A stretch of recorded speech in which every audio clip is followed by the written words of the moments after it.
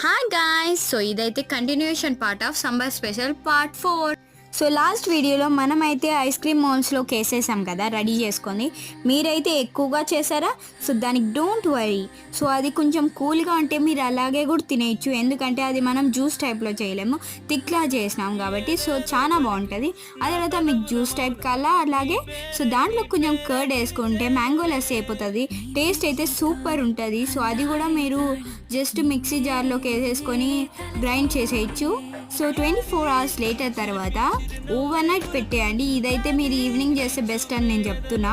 మేము కూడా ఈవినింగే చేసాం. సో తర్వాత డీప్ ఫ్రిడ్జ్లో నుంచి తీసేసినాక వాటర్లో పెట్టి ట్రయల్స్ చేస్తూ ఉండాలి. ఎక్కువసేపు పెడితే కింద అయితే మెల్ట్ అయిపోతుంది అంతా, అప్పుడు అసలు అంటే తినబుద్ధి కాదు. ఆ తర్వాత మాకైతే చాలా బాగా వచ్చింది. సో మ్యాంగో స్వీట్ కూడా చాలా బాగుంది. మ్యాంగో పీసెస్ మధ్యలో వస్తుంటే ఇంకా బాగుంది. సూపర్. బాయ్.